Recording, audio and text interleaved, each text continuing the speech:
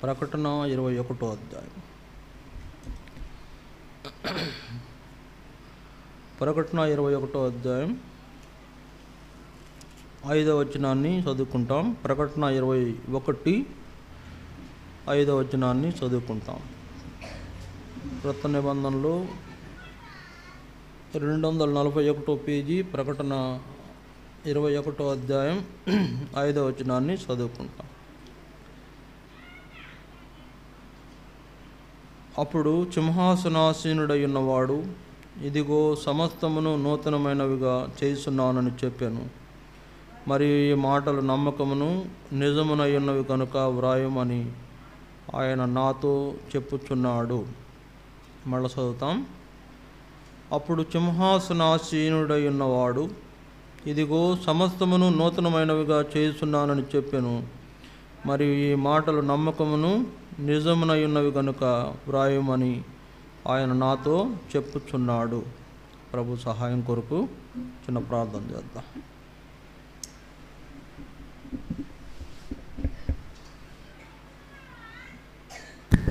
ప్రేమగల తండ్రి, పరిశుద్ధుడు అయిన దేవాని స్తోత్రాలు. సమయంలో మరొకసారి నీ పాదాలు చెంతకు వస్తున్నాము.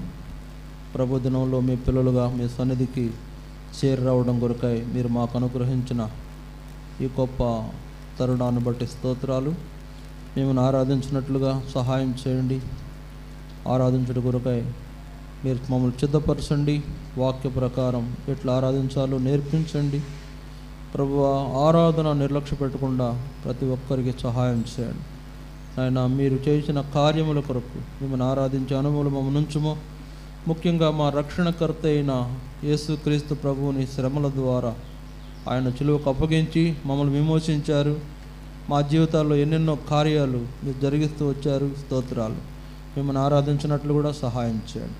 ఇప్పటికే మీ సన్నిధిలో ఉన్న బిడ్డలను బట్టి స్తోత్రాలు. ఇంకా ఎవరైనా రావాల్సిన వారు ఉంటే తీసుకొని రండి, సహాయం చేయండి. మీ దాసునిగా నన్ను కూడా బలపరచము. మీ యొక్క ఆత్మచేత నన్ను నింపుము.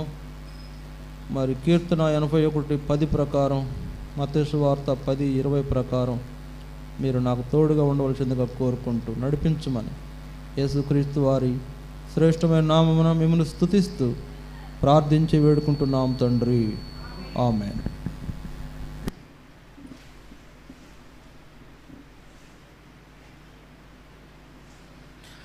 ఇక్కడ వ్రాయబడిన మాటల్లో ఇదిగో నేను సమస్తమును నూతనమైనవిగా చేయుచున్నాను అని చెప్పాను. ఇదిగో సమస్తమును నూతనమైనవిగా చేయుచున్నానని చెప్పాను.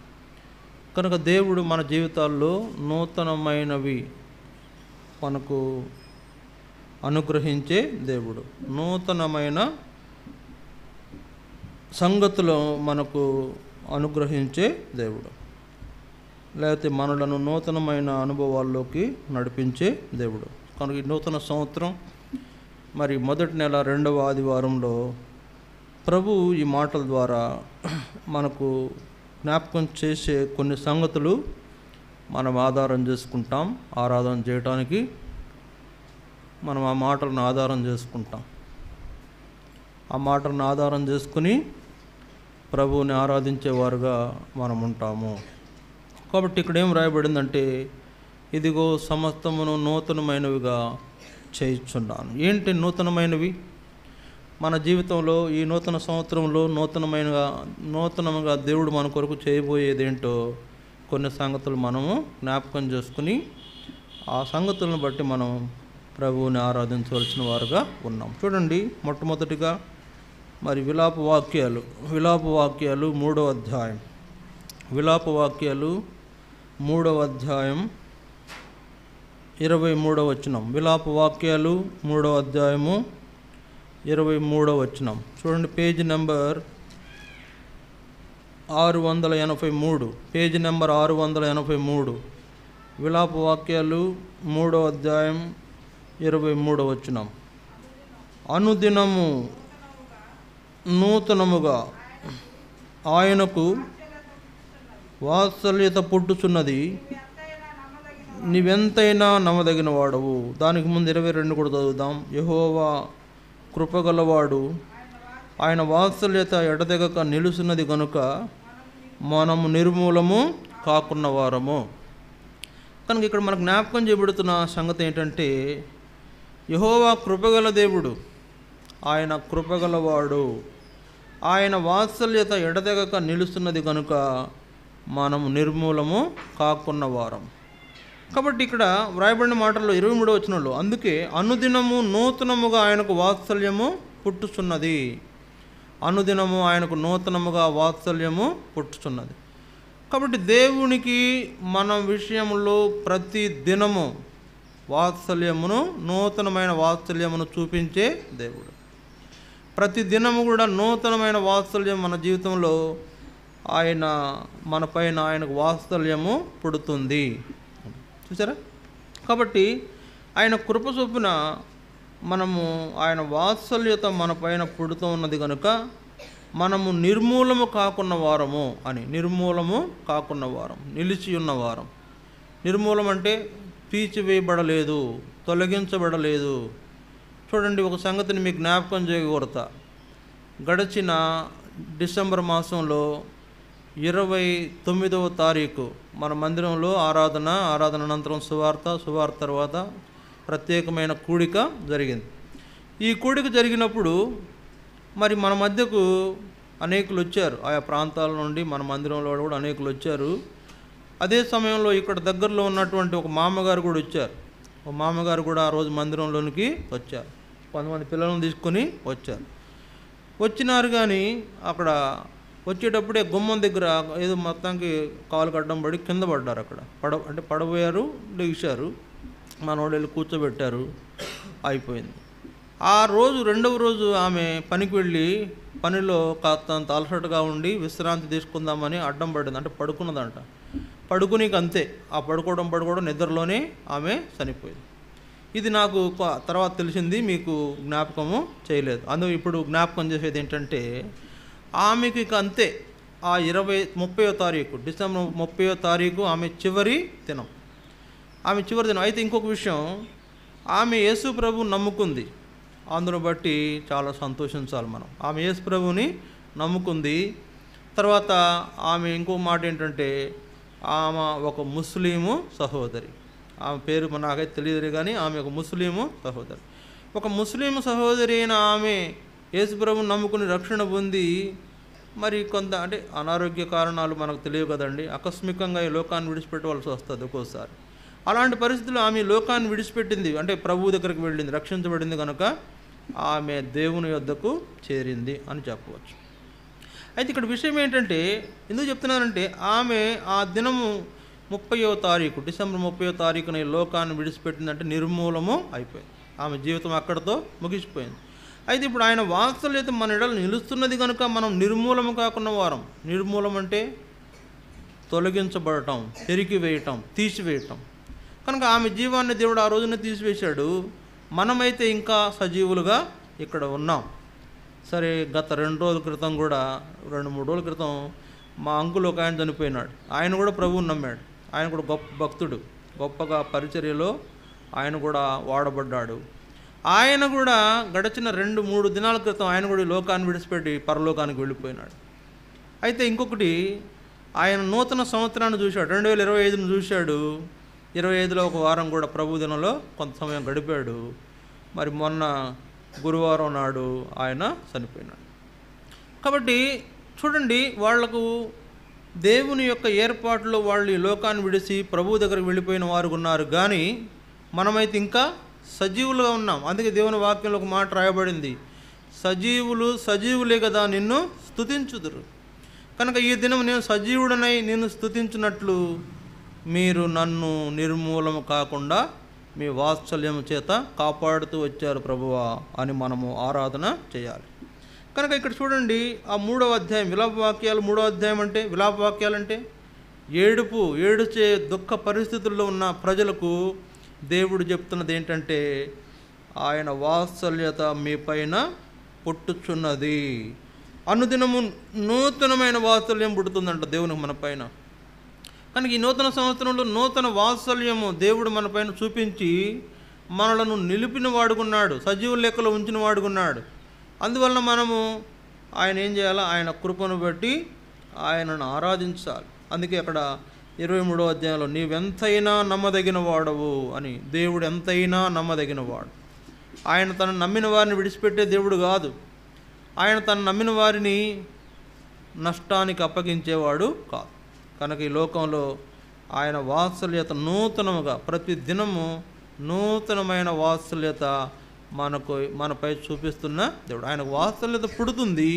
ఆ పుట్టిన వాత్సల్యాన్ని మనకు చూపిస్తున్న నమ్మకమైన మన దేవుడు. అందును బట్టి మనం ఏం చేయాలా? ప్రభువును ఆరాధించాలి. ఇది మొదటి సంగతి. రెండవ సంగతి చూడండి.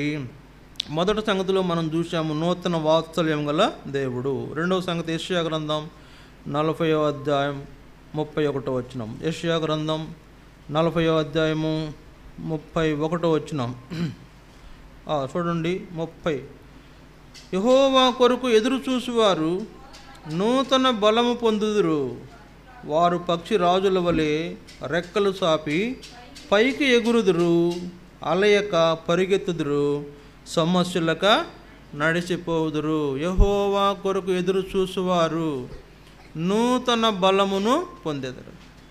కనుక దేవుని కొరకు ఎదురు చూసేటువంటి వాళ్లకు నూతన బలం అంటే దేవుని కొరకు కనిపెట్టేటువంటి వాళ్ళు కొరకు నూతన బలం, నూతన శక్తి వారికి దేవుడు అనుగ్రహించేవాడుగా ఉన్నాడు.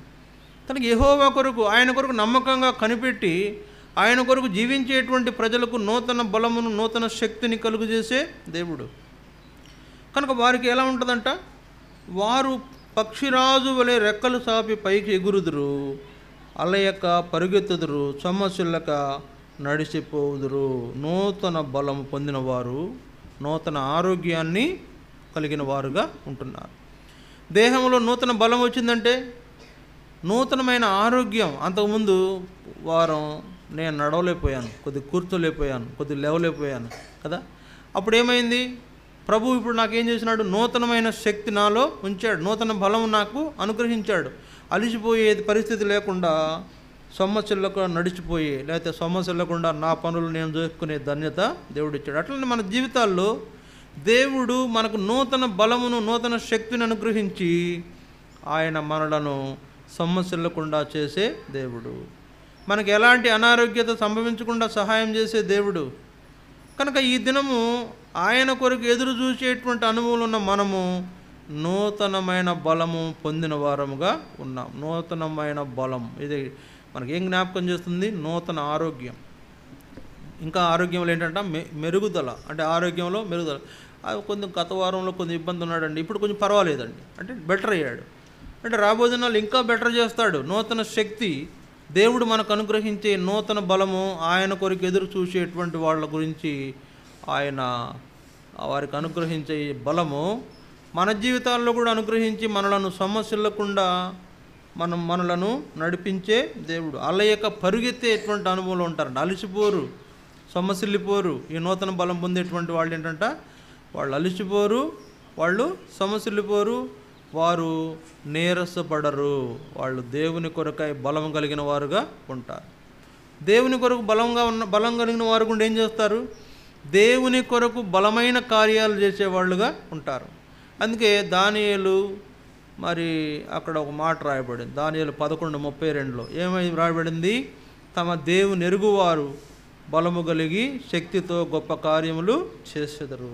కనుక తమ దేవుని ఎరుగువారు శక్తితో గొప్ప కార్యములు చేసేదరు, బలము కలిగి శక్తితో గొప్ప కార్యములు చేసేదరు అనే అనుభవంలోకి మనము తీసుకొని రాబడినప్పుడు దేవుడిచ్చిన బలాన్ని దేవుని కొరకు వినియోగించటం అనేది గొప్ప ఆరాధన.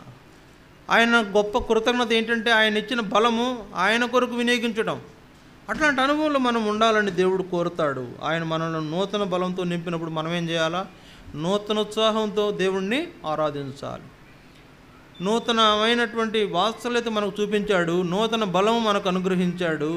కనుక నూతనమైన ఉత్సాహం మనలో పుట్టాలి ఆరాధించడానికి. అలాంటి ఆరాధన తనకు కావాలని దేవుడు కోరుతున్నాడు. ఇది రెండవ విషయం. మూడవ విషయం చూడండి, రోమాపత్రిక 6వ అధ్యాయం. రోమాపత్రిక 6వ అధ్యాయం, రోమా 6వ అధ్యాయం 4వ వచనం. రోమా 6వ అధ్యాయము 4వ వచనం. కాబట్టి తండ్రి మహిమ వలన క్రీస్తు మృతుల్లో నుండి ఎలాగూ లేపబడినో అలాగే మనమును నూతన జీవం పొందిన వారమై నడుచుకున్నట్లు మనం బాప్తిస్మం వలన మరణములో పాలు పొందుటకై ఆయనతో కూడా పాతిపెట్టబడితిమి. ఇక్కడ మూడవ సంగతి ఏంటంటే నూతన జీవము. నూతన జీవం పొందిన వారమని కనుక నూతన జీవము మన జీవితాల్లో దేవుడు అనుగ్రహించే దేవుడుగా ఉన్నాడు. నూతన జీవం అంటే జీవం అంటే ఏంటి చెప్పండి? ప్రాణం. Very very good. నూతన జీవం అంటే ప్రాణం. సరే, ఇప్పుడు మనం బ్రతకాలంటే ఏం అవసరం? మనలో ఏముండాలా? ప్రాణం ఉండాలా. వెరీ గుడ్, బాగా చెప్పావు. ఏంటి నీ పేరు? ఎలిజబెత్? నేనా? అర్థం కాల. అసిరుద్దీనా?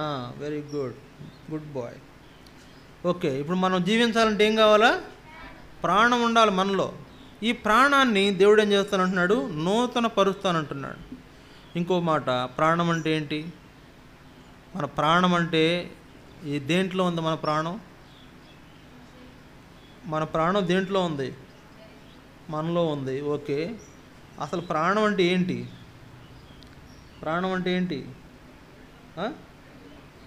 గుండె. వెరీ గుడ్, బాగా చెప్పావు. సరే, అట్లా చెప్పాలా? తప్పు ఒప్పు చెప్పేశాడు. నిజమే, ప్రాణం అంటే గుండె. మంచిదే, అది కూడా కరెక్టే, ఒక రకంగా ఒప్పుకోవచ్చు.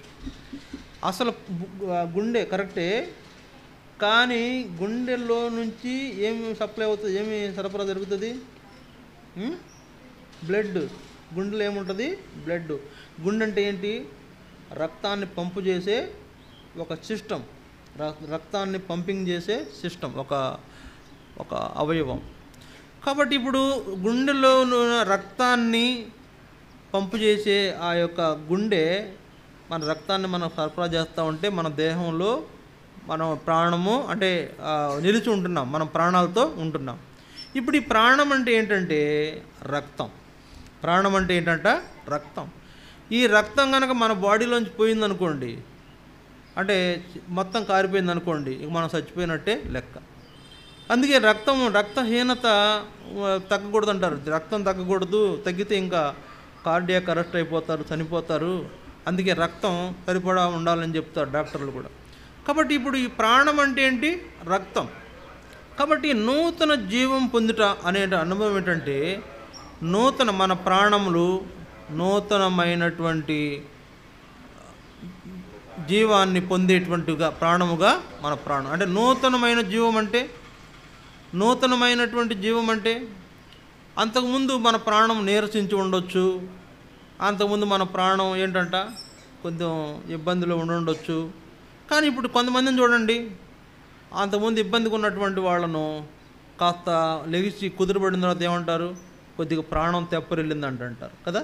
కొద్దిగా ప్రాణము తెప్పరిల్లింది, పర్లేదు, మనోడు సేఫ్ సైడ్లోకి వచ్చేసాడు. కాబట్టి ఇప్పుడు మన యొక్క జీవము నూతనమైనదిగా చేయబడడం అంటే మన ప్రాణంలో నూతనమైనటువంటి బలమును కలుగు చేసే దేవుడు, నూతనమైనటువంటి ఆ జీవంతో నింపే దేవుడు. కనుక నూతన జీవం పొందిన వారంగా మనము ఈ 2025 సంవత్సరంలో దేవుడు మనలను చేసేవాడుకున్నాడు. ఈ నూతన జీవం ఇంకెక్కడి నుంచి వస్తుంది? బాప్తిస్మం ద్వారా వస్తుంది. నూతన జీవం ఎలా వస్తుంది? యేసు ప్రభు నమ్ముకున్నట ద్వారా వస్తుంది. నూతన జీవం ఎలా వస్తుంది? మారు మనసు పొందుట ద్వారా వస్తుంది. నూతన జీవము పాపక్షమాపణ అనుభవము, మారు మనసు, బాప్తిస్మము, రక్షణ అనే అనుభవాల ద్వారా నూతన జీవం మనలోనికి వస్తుంది. కనుక ఆ నూతన జీవాన్ని ఈ నూతన సంవత్సరంలో దేవుడు మనకు అనుగ్రహించి మన ప్రాణాలను ఏం చేస్తున్నాడు? తెప్పరిల్ల చేస్తున్నాడు. లేదా మన ప్రాణాలను ఏం చేస్తున్నాడు? నిలుపుతున్నాడు.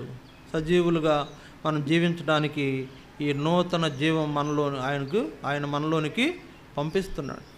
కనుక చూడండి, మనం ఈరోజు బ్రతుకున్నామంటే ఎక్కడి నుంచి ఎలా వచ్చింది బ్రతుకు మనకు అంటే ఆయన జీవం మనలో ఉండిందంట. ఆయన జీవం మనలో ఊదాడు దేవుడు. నరునిలో జీవాత్మను ఊదాడంట దేవుడు. జీవాత్మను ఊదినప్పుడు దేవుడు నరునిలో జీవాత్మను పంపించినప్పుడు నరుడు జీవుడాయను అని వ్రాయబడింది. ఈరోజు మనం జీవించున్నామంటే దేవుని యొక్క జీవాత్మ మనలో ఉంది, తన జీవవాయువును మనలో ఊదాడు. ఇప్పుడు ఈ కాలంలో, ఈ సందర్భంలో ఆ జీవమును నూతన పరుస్తున్న దేవుడుగా ఉన్నాడు. కాబట్టి ఇది ఎవరికంట? మారు మనసు, పాపక్షమాపణ, బాప్తిస్మం, రక్షణ పొందిన వారికి. నూతన బలం ఎవరికి వస్తుంది? ఆయన కొరకు ఎదురు చూసే వాళ్లకు. మరి నూతనమైనటువంటి వాత్సల్యత ఎవరి మీద పుడుతుంది? ఎవరి మీద పుడుతుంది? ఆయన కొరకు ఎవరైతే ఆయన ఏర్పాట్లో జీవించేటువంటి వాళ్ళు ఉన్నారో వారికి నూతనమైన వాత్సల్యతను చూపించేవాడు. ఆయన కృప వారి పక్షంగా చూపించి నూతన వాత్సల్యంతో మనలను నింపే నమ్మదగిన దేవుడు. కాబట్టి ఇక్కడ మూడోదిగా మనం చూస్తున్నాము, నూతనమైన జీవం పొందిన వారము అని మనకు దేవుడు జ్ఞాపకం చేస్తున్నాడు. కనుక ఈ నూతన జీవము, ఈ నూతన సంవత్సరం అంతా కూడా మనలో నింపబడి దేవుడు మనలను మరి కాపాడేటువంటి దేవుడు ఉన్నాడు. కనుక మనం ఏం చేయాలా? ఆయన్ను ఆరాధించాలి. చూశారు, ఇద్దరని చెప్పాను నేను. డిసెంబర్ 30కి ఒక ప్రభువు నమ్మిన వాళ్ళే ఒక ఆమె మన మందిరంకి వస్తున్న అప్పుడప్పుడు వస్తున్న ఒక ఆమె చనిపోయింది. జనవరి 9న ఒక ఆయన, మాకు తెలిసిన ఒక ఆయన చనిపోయినాడు. ఇక్కడ మనమైతే ఇంకా నిలిచి ఉన్నాం. నూతనమైన ప్రాణము, నూతనమైన జీవన విధానం మనకు దేవుడు అనుగ్రహించాడు. అందును బట్టి మనం ప్రభువుని ఆరాధించవలసిన వారికి ఉంటున్నాం. ఇది మూడవది. నాలుగోది చూడండి, యెహెజ్కేలు 11వ అధ్యాయం. యెహెజ్కేలు 11వ అధ్యాయం 19వ వచనం చూడండి. యెహెజ్కేలు 11వ అధ్యాయం 19వ వచనం. యెహెజ్కేలు 11వ అధ్యాయం 19వ వచనం. వారు, పేజీ నెంబర్ 694, యెహెజ్కేలు 11వ అధ్యాయం 19వ వచనం. వారు నా కట్టడలను, నా విధులను అనుసరించి గైకొన్నట్లు నేను వారి శరీరంలో నుండి రాతి గుండెను తీసివేసి వారికి మాంసపు గుండెని ఇచ్చి వారికి ఏక మనసును కలుగజేసి వారి యందు నూతన ఆత్మ పుట్టింతును. నూతన ఆత్మ మనకు దేవుడు అనుగ్రహించాడు. నూతన ఆత్మను అంటే ఇప్పుడు చూడండి, దేవుడు మన దేహంలో ఉంచిన ఆత్మ ఇంకా నూతనమైనటువంటి ఆత్మగా మార్చబడుతుందంట. నూతన ఆత్మను పుట్టిస్తానంటున్నాడు దేవుడు. అంటే అంతకుముందు ఆత్మ ఎక్స్పైర్ అయిపోయిందా? అంతకుముందు ఆత్మ ఏమైపోయింది చెప్పండి? ఒక ఆత్మ ఉండగా ఇంకొక ఆత్మ ఉంటే దాన్ని ఏమంటారు? మనలో దేవుని ఆత్మ ఆల్రెడీ ఉంచాడు ఆయన. ఇప్పుడు మళ్ళీ ఇంకొక ఆత్మను పుట్టిస్తానంటే ఆత్మను పుట్టించునన్నాడు. ఆత్మను పుట్టిస్తానంటే దాని అర్థం ఏంటి? ఆల్రెడీ ఒకసారి మనలో జీవాత్మను ఉంచాడు దేవుడు, అందుకే మనం జీవిస్తున్నాం. అయితే ఇప్పుడు మరలా నూతన ఆత్మను పుట్టించేటువంటి అనుభవం ఎందుకు దేవుడు అక్కడ అలా ఆలోచించాడు అనంటే, వాళ్ళు ఆయనకు విరోధంగా చేసిన తప్పులన్నిటినీ కూడా ఆయనకు విరోధంగా చేసిన తప్పులన్నీ కూడా ఏమైంది? వాళ్ళ ఆత్మ ఏమైంది చెప్పండి? ఆర్పివేయబడడానికి కారణమైంది. వాళ్ళల్లో ఉన్న ఆత్మ ఆర్పివేయబడడానికి. అందుకే చూడండి, ఆత్మ ఆర్పకుడి అని రాయబడింది బైబిల్లో. ఆత్మను ఆర్పకుడి. కనుక వాళ్ళంట దేవుని ఆత్మను వాళ్ళు ఆర్పేసుకున్నారు. దేవుని ఆత్మను ఆర్పేయకూడడం కనుక కారణం ఏంటంట? రాతి గుండె, కఠినమైన హృదయం కలిగిన వాళ్ళు, దేవునికి లోబడకుండా జీవించిన వాళ్ళు, దేవుని ఏర్పాట్లో జీవించిన వాళ్ళు, దేవుని యొక్క ఉద్దేశాలు నెరవేర్చినటువంటి వాళ్ళు. అందుకే వాళ్ళల్లో ఉన్న దేవుని ఆత్మ ఏమైపోయింది?